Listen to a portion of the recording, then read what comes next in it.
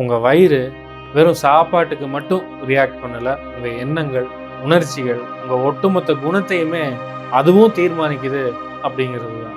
நீங்கள் உங்கள் பசியை மட்டும் தீர்க்கலை, தெரிஞ்சோ தெரியாமலோ நீங்கள் உங்கள் உடம்புக்கு மட்டும் சாப்பாடு போடல. நீங்கள் சாப்பிட உட்காடுறீங்க, ஆனால் உங்கள் மனசு எங்கேயோ இருக்குது. உங்கள் உடம்பு மட்டும்தான் அங்கே இருக்கு, ஆனால் உங்கள் உணர்வு அங்கே இல்லை.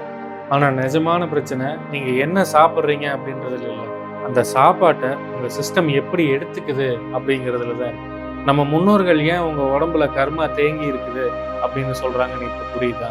நீங்கள் எதை சாப்பிடணும், எவ்வளோ வேகமாக சாப்பிடணும் அப்படின்னு இதுதான் டிசைட் பண்ணுது. இதை மாற்றுறதுக்கான சில எளிமையான பயிற்சிகளை உங்களுக்கு நான் சொல்லித்தரேன். ஒவ்வொரு தடவை நீங்கள் எதையாவது சாப்பிடும்போதும் நீங்கள் உங்கள் பசியை மட்டும் தீர்க்கலை, தெரிஞ்சோ தெரியாமலோ நீங்கள் உங்கள் உடம்புக்கு மட்டும் சாப்பாடு போடல, உங்கள் கடந்த காலத்தையும் பலப்படுத்திக்கிட்டு இருக்கிறீங்க. இது ஏதோ ஒரு தத்துவத்துக்காக நான் சொல்லலை, இது பயாலஜிக்கலி, நியூரோலஜிக்கலி, எனர்ஜெட்டிக்கலி ட்ரூ. உங்கள் வாழ்க்கையில் உங்களை முன்னுக்கு வர விடாமல் எது தடுக்குதோ அந்த பழைய பேட்டர்ன்ஸை ஒரு நாளைக்கு 3 தடவை உங்களுக்குள்ளே வச்சு ஒத்திகை பண்ணிக்கிட்டு இருக்கிறீங்க, அதாவது ரிஹர்சல் பண்ணிக்கிட்டு இருக்கிறீங்க. இதில் கொடுமையான விஷயம் என்னென்னா, நான் வெறும் சாப்பாடு தானே சாப்பிட்றேன் அப்படின்னு நீங்கள் நினச்சிக்கிட்டு இருக்கிறது தான். கொஞ்சம் யோசிச்சு பாருங்கள். நீங்கள் சாப்பாட உட்காடுறீங்க, ஆனால் உங்கள் மனசு எங்கேயோ இருக்குது. ஏதாவது ஒரு வீடியோவை ஸ்க்ரோல் பண்ணிக்கிட்டு இருக்குது, ரீல்ஸ் பார்த்துக்கிட்டு இருக்குது, இல்லையா எதையாச்சும் நினச்சி யோசனை, கவலை, அடுத்த பிளான், இல்லாட்டி வேறு யாரு கூடயாவது பேசிக்கிட்டு இருக்குது. இந்த மாதிரி எதையாவது ஒன்று பண்ணிக்கிட்டு இருக்குது. உங்கள் உடம்பு மட்டும்தான் அங்கே இருக்குது, ஆனால் உங்கள் உணர்வு அங்கே இல்லை. சாப்பிட்டு முடிச்சிருவீங்க, ஆனால் என்னமோ ஒன்று ஃபுல்ஃபில் ஆகாத மாதிரி ஒரு ஃபீலிங் உங்களுக்குள்ளே இருக்கும், ஒரு நிறைவடையாத ஃபீலிங் இருக்கும். சாப்பிட்டதுக்கப்புறமும் அந்த கிரேவிங்ஸ் உங்களை விட்டு போகாது. உங்கள் எனர்ஜி அப்படியே டக்குன்னு ஒரு சில தடவை கிராஷ் ஆயிரும். திடீர்னு எரிச்சல் வரலாம், காரணமே இல்லாமல் கோபம் வரும், நெஞ்சில் ஒரு வகையான பாரம் இருக்கும், வயிற்றுக்குள்ள ஒரு நிம்மதி இல்லாத தன்மை. இதெல்லாம் எதனால் அப்படின்னு சொல்ல முடியாத ஒரு அலைபாயிர மனநிலை. இதெல்லாம் வெறும் செரிமான பிரச்சனைனால தான் அப்படின்னு நினைக்கிறீங்களா? இல்லை. நீங்கள் சாப்பிட்ற சாப்பாட்டில் இருக்கிற சத்துக்கள் கோளாறுன்னு நினைக்கிறீங்களா? அதுவும் இல்லை. இது உங்கள் உடம்புக்குள்ள தேங்கி போய் இருக்கிற அன்ரிசால்வ்டு மெமரினால தான். அது மட்டும் இல்லை, உங்கள் ஆழ் மனசில் இருக்கிற அந்த ஆறாத வடுக்களால் இதெல்லாம் நடக்குது. இதை புரிஞ்சிக்காம பசிக்குது அப்படின்னு இன்னும் அதிகமாக சாப்பிட்றது, ஸ்ட்ரெஸ்ஸாக இருக்குது அப்படின்னு சொல்லி நிறையா சாப்பிட்றது, உங்கள் டயட்டை மாற்றுறது, இன்னும் கட்டுப்பாடாக இருக்கிறதுக்கு முயற்சி பண்ணுறது, இது மாதிரி எல்லாம் பண்ணிக்கிட்டு இருக்கிறீங்க. ஆனால் நிஜமான பிரச்சனை நீங்கள் என்ன சாப்பிட்றீங்க அப்படின்றதுல இல்லை, அந்த சாப்பாட்டை உங்கள் சிஸ்டம் எப்படி எடுத்துக்குது அப்படிங்கிறதுல தான் இருக்குது. உங்கள் வயிறு வெறும் நியூட்ரிஷனை மட்டும் பிரிக்கல, உங்கள் ஐடென்டிட்டி, உங்கள் அடையாளத்தையே செதுக்கிக்கிட்டு இருக்குது. இப்போ நான் சொன்ன இந்த பிரச்சனையெல்லாம் உங்களுக்குள்ளே நடந்துக்கிட்டு இருக்குது அப்படின்னா உங்கள் சிஸ்டம் ஓவர்லோடாக இருக்குதுன்னு அர்த்தம். அதனால தான் உங்களுக்குள்ள ஒரு அமைதி இல்லை, உங்களால் அமைதியாக இருக்க முடியல. நம்ம டைஜஸ்டிவ் சிஸ்டம், அதாவது செரிமான மண்டலம் அப்படிங்கிறது ஏதோ சாப்பாட்டை அரைக்கிற மெஷின் இல்லை. அது ஒரு தீவிரமான புத்திசாலித்தனம் கொண்ட, அதாவது அவ்வளோ இன்டெலிஜென்ட்டான ஒரு நெட்வொர்க். மாடர்ன் நியூரோ சயின்ஸ் இதை என்டரிக் நர்வஸ் சிஸ்டம் அப்படின்னு சொல்லுது, அதாவது உங்களோட 2வது மூளைன்னு கூட சொல்லலாம். இந்த என்டரிக் நர்வஸ் சிஸ்டமில் குறைஞ்சது 100 மில்லியன் நியூரான்ஸ் இருக்குது. உங்கள் மனநிலையை தீர்மானிக்கிற செரட்டோனின், டோப்பமைன் மாதிரியான ஃபீல் குட் கெமிக்கல்களை உங்கள் வயிறு தான் அதிகமாக உற்பத்தி பண்ணுது. அப்படின்னா என்ன அர்த்தம்? உங்கள் வயிறு வெறும் சாப்பாட்டுக்கு மட்டும் ரியாக்ட் பண்ணலை, உங்கள் எண்ணங்கள், உணர்ச்சிகள், உங்கள் ஒட்டுமொத்த குணத்தையுமே அதுவும் தீர்மானிக்குது அப்படிங்கிறது தான். இப்போ கவனிங்க, நீங்கள் மன அழுத்தத்தில் இருக்கும்போது சாப்பிட்டீங்கன்னா உங்களுக்குள்ள இருக்கிற சிம்பத்தட்டிக் நர்வஸ் சிஸ்டம் வேலை செய்ய ஆரம்பிக்கும். இது உங்களை சர்வைவல் மோட்லேயே வச்சுருக்கோம், அதாவது ஆபத்திலிருந்து தப்பிக்கிறதுக்கான மனநிலையில் வச்சுருக்கோம். இந்த நேரத்தில் செரிமானத்துக்கு தேவையான இரத்த ஓட்டம் சரியாக போகாது, செரிமானத்துக்கு தேவையான என்சைம்ஸ் சரியாக சுரக்காது. அது மட்டும் இல்லாமல் உங்கள் உடம்புல சத்துக்கள் சரியாக ஒட்டாது. இதை விட முக்கியமாக பதட்டம் வந்தால் சாப்பிடணும் அப்படின்னு உங்கள் மூளை ஒரு லூப்பை உருவாக்கிடும். இதைத்தான் வேதாந்தத்தில் வாசனா அல்லது சம்ஸ்காரா அப்படின்னு சொல்கிறோம். அதாவது உங்களுக்குள்ள ஆழமாக பதிஞ்சிருக்கிற பேட்டர்ன்ஸ். இதெல்லாம் ஒரு பேட்டர்ன்ஸ். நியூரோ சயின்ஸ் இதை நியூரல் பாத்வேஸ் அப்படின்னு சொல்லுது. நீங்கள் இன்னைக்கு எப்படி சாப்பிட்றீங்க அப்படிங்கிறது தான் உங்கள் ஜீன்கள் நாளைக்கு எப்படி வேலை செய்யணும் அப்படின்னு முடிவு பண்ணுது. இதுக்கு பேர் தான் எபிஜெனெடிக்ஸ். நம்ம முன்னோர்கள் ஏன் உங்க உடம்புல கர்மா தேங்கி இருக்குது அப்படின்னு சொல்றாங்கன்னு இப்போ புரியுதா? கர்மா அப்படின்னா உங்க ஸ்டோர்ட் பேட்டர்ன்ஸ். அந்த கர்மாவோட முக்கியமான ஸ்டோரேஜ் சென்டரே உங்க வயிறு தான். இதை புரிஞ்சுக்கிறதுக்கு ஒரு குட்டி கதை சொல்றேன். ஒரு சித்தர் இருந்தாரு. ரொம்ப எளிமையான வாழ்க்கையை வாழ்ந்துகிட்டு இருந்தாரு. ஆனா மக்கள் ஒரு விஷயத்தை கவனிச்சாங்க. அவர் கூட உட்காந்து யாரெல்லாம் சாப்பிட்றாங்களோ அவங்களோட மனநிலை ரொம்ப லேஸ் ஆகிறத அவங்க ஃபீல் பண்ணியிருக்காங்க. ஒரு நாள் அவரோட சீடர் அவர்கிட்ட போயிட்டு, குருவே, நீங்க சாப்பிட்றதுக்கு முன்னாடியோ இல்லை சாப்பிடும் போதோ ஏதாவது மந்திரம் சொல்றீங்களா? எதனால இந்த மாதிரியான ஒரு அமைதியான ஃபீலிங் மக்களுக்குள்ள வருது, எங்களுக்குள்ள வருது அப்படின்னு கேட்டிருக்காரு. அந்த குரு சிரிச்சுக்கிட்டே, நான் எந்த ஒரு மந்திரத்தையும் சொல்லல, எந்த ஒரு சக்தியும் உள்ளுக்குள்ள போடல. நான் செய்யறதெல்லாம் நான் சாப்பிடும்போது சாப்பிட்ற சாப்பாட்டையும் அதை விட முக்கியமா சாப்பிட்டுக்கிட்டு இருக்கிற எண்ணெயும் கவனிச்சுக்கிட்டு இருக்கிறேன் அப்படின்னு சொல்றாரு. அவ்வளவுதான் அவரோட பயிற்சி. அவர் எந்த மந்திரமும் சொல்றது இல்லை. எப்போ உங்களுக்குள்ள பதட்டம் இல்லாமல் இருக்குதோ அப்போ செரிமானம் அப்படிங்கிறது வெறும் சாப்பாட்டை செரிக்கிற விஷயமா மட்டும் இருக்காது.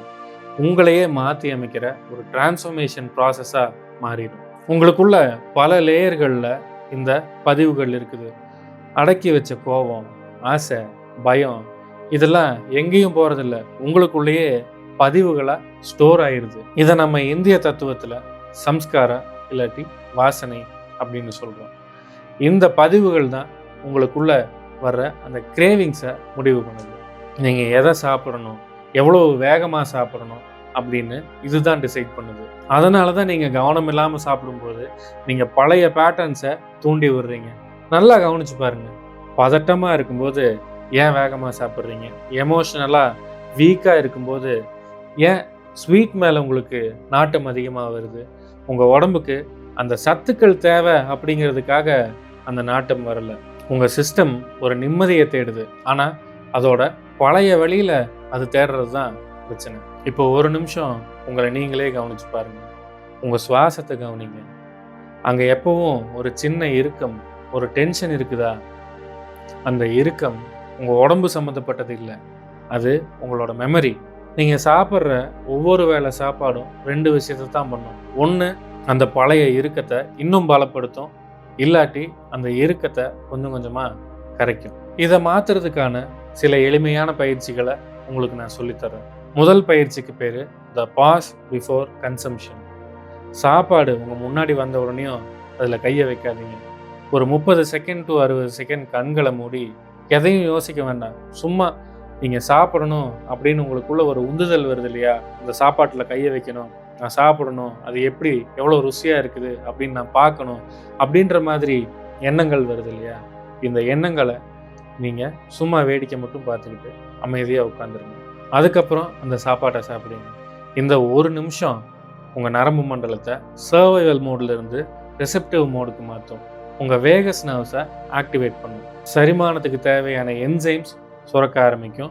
முக்கியமாக அந்த அன்கான்ஷியஸ் லூப் உடையும். இப்படி செய்கிறது மூலமாக நீங்கள் ஒரு மிஷின் மாதிரி சாப்பிடாம ஒரு விழிப்புணர்வோடு சாப்பிட ஆரம்பிக்கிறீங்க.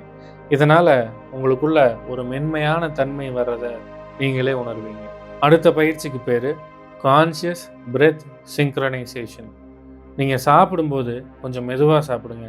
இந்த பயிற்சியில் என்ன பண்ண போகிறோம் அப்படின்னா, உங்கள் மூச்சை உங்களோட டைஜஷனோட, உங்களோட செரிமானத்தோட இணைக்க போகிறோம். ஒரு வாய் சாப்பாடும் எடுத்து மெதுவாக மென்று சாப்பிடணும். அப்படி மெதுவாக மென்று சாப்பிடும்போது உங்கள் மூச்சை மெதுவாக உள்ளே இழுத்து மெதுவாக வெளியே விடணும். இப்படி மெதுவாக விடுற வெளிமூச்சு உங்களை ஒரு அமைதியான நிலைக்கு கொண்டு வரும். அவசரமாக சாப்பிட வேண்டாம். அவசரமாக சாப்பிட்டு நீங்கள் எதையும் பண்ண போகிறதில்ல. மெதுவாக அந்த சாப்பிட்ற செயலோடவே கலந்துருங்க. இப்படி செய்கிறதால உங்கள் உடம்புல கார்டிசோல் ஹார்மோனோட அளவு குறைஞ்சி உங்கள் உடம்பு மெதுவாக சாப்பிட்ற அந்த செயலோடவே கலந்துடும். அந்த நேரத்தில் அந்த சாப்பாட்டோட சுவையை நீங்கள் முழுசாக அனுபவிப்பீங்க. உங்களுக்கு அந்த செரிமானமும் ஈஸியாக நடக்கும். சாப்பிடும்போது சாப்பாட்டையோ இல்லாட்டி சுவையையோ கவனிக்கிறத விட ரொம்ப முக்கியமாக உங்களை நீங்களே கவனிங்க. வேகமாக சாப்பிடணும் அப்படின்னு அந்த வேகம், ஒரு உத்வேகம் வருதா, அதை கவனிங்க. எதையாவது யோசிக்கணும்னு தோணுதா, அதை கவனிங்க. இல்லை மனசு எங்கேயாவது ஓடிடுச்சா, நீங்கள் அதை ஐடென்டிஃபை பண்ணிட்டீங்களா? எப்போ மனசு ஓடிடுச்சு அப்படின்னு நினைக்கிறீங்களோ அந்த நேரத்தில் ஒரு நிமிஷம் நின்று அந்த எண்ணங்களை கவனிங்க. எதையும் நிறுத்த வேண்டாம். உங்களுக்குள்ள என்ன ஓடிக்கிட்டு இருக்குதோ அதை அப்படியே ஒரு சாட்சி பாவத்தில் கவனிங்க. அப்படி செய்யறதால உங்க மூளையில் இருக்கிற ப்ரீஃப்ரான்டல் கார்டெக்ஸ் வேலை செய்யும்.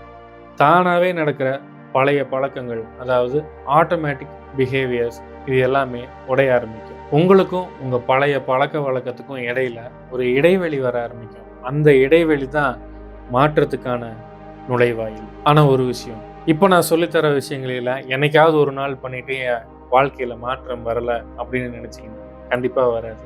ஏன்னா உங்க பாதிப்பு ஒரு இடத்துல இல்லை, அது பல லேயர்ஸ்ல இருக்குது.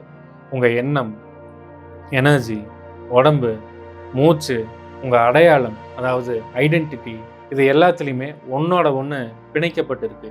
இந்த விஷயங்களை எல்லாம் உங்களோட வாழ்க்கையில நிரந்தரமான மாற்றமா ஏற்படுத்தணும் அப்படின்னா அதுக்கு நம்ம ரீவயரிங் த பீயிங் பயிற்சிகள் உங்களை அந்த இடத்துக்கு கூட்டிட்டு போறதுக்கான ஒரு முழுமையான சிஸ்டமா இருக்கும். ரீவயரிங் த பீயிங் உங்க ஆள் மனசுல இருக்கிற பழைய லூப்பை மாத்துறதுக்கு, உங்க நரம்பு மண்டலத்தை ஒரு ஸ்டேபிளான நிலைக்கு கொண்டு வர்றதுக்கு, உங்க அடையாளத்தை, ஐடென்டிட்டியை ஒரு வட்டத்துக்குள்ள இருந்து வெளியே கொண்டு வர்றதுக்கு உதவும். நியூரோ சயின்ஸ்ல இருந்து வேதாந்தம் வரைக்கும் இருக்கிற ஆழமான விஷயங்களை உங்க வாழ்க்கையில நேரடியா அனுபவபூர்வமா எப்படி பயன்படுத்துறது அப்படிங்கிறத கற்றுக் கொடுக்கும். ஒரு விஷயத்த நல்லா புரிஞ்சுக்குங்க. மாற்றம் அப்படிங்கிறது நிறைய விஷயத்த தெரிஞ்சுக்கிறதுனாலையோ, நிறைய விஷயத்த புரிஞ்சுக்கிறதுனாலையோ, நிறைய பேசுறதுனாலையோ நடக்காது. அது ஒரு முறையான பயிற்சியால, உங்களோட முயற்சியால தான் நடக்கும். இதனால நம்ம வகுப்புகள் நாள் முழுக்க உட்காந்து பேசிக்கிட்டு இருக்கிற சத்சங்கமா இருக்க போறது கிடையாது. உங்களுக்குள்ள ஆழமான மாற்றத்தை ஏற்படுத்தக்கூடிய விதையை விதைக்கிறதுக்கான ஒரு பயிற்சி வகுப்பா இருக்க போகுது. உங்களோட அகநிலை மாற்றத்துக்கு தேவையான பயிற்சிகளை பற்றியும் அதுக்கு தேவையான விஷயங்களையும் சொல்லி கொடுத்து உங்களை பயிற்சி செய்ய வைக்கிறதுல மட்டும்தான் என்னோட ஃபோக்கஸ் இருக்க போகுது. இவ்வளோ நேரம் நான் பேசின விஷயங்களையெல்லாம் உங்களுக்குள்ள இருந்து கவனிச்சுக்கிட்டு இருக்கிறது உங்க எண்ணங்களோ இல்லை ரியாக்ஷனோ இல்லை. இது எல்லாத்தையும் விட ஆழமா இருக்கிற ஒரு அறிவு. அந்த அறிவுக்கு எந்த கர்மாவும் இல்லை, அதுக்கு எந்த பதிவும் இல்லை. அது எப்பவுமே தூய்மையாக தான் இருக்குது. ஆனால் அதை ஒரு திரை மூடின மாதிரி உங்கள் மாயை மூடிக்கிட்டு இருக்குது. ஒவ்வொரு தடவை நீங்கள் கவனம் இல்லாமல் சாப்பிடும்போது அந்த திரை வலிமையாகுது. அதுவே எந்த ஒரு வேலையையும் நீங்கள் விழிப்புணர்வோடு பண்ணும்போது அந்த திரை விலக ஆரம்பிக்கும். உங்களுக்கு ஒரு புது வாழ்க்கை தேவையில்லை. இந்த தருணத்தில் என்ன நடக்குதோ, என்ன இருக்குதோ, இருக்கிறத அப்படியே ஏற்றுக்கக்கூடிய ஒரு மனநிலை தான் வேணும். ஏற்றுக்கிறது அப்படின்னா உங்களுக்கு என்ன நடந்தாலும் ஏற்றுக்கணும் அப்படிங்கிறது இல்லை. அதாவது உங்களுக்கு கஷ்டம் வந்ததுன்னா அதையும் ஏற்றுக்கணும், சந்தோஷம் வந்ததுன்னா அதையும் ஏற்றுக்கணும் அப்படின்னு நான் சொல்ல வரல. எந்த ஒரு விஷயம் நடந்ததுனாலும் அதை ஒரு சாட்சி பாவத்திலிருந்து பார்க்கக்கூடிய ஒரு சக்தி தான் உங்களுக்கு வேணும். உங்கள் முக்திக்கான வாசல் அதுதான். உங்கள் விடுதலைக்கான வாசலும் அந்த சாட்சி பாவம் தான். வாழ்க்கையில் நீங்கள் வெற்றி அடைகிறதுக்கான வாசலும் அதுதான்.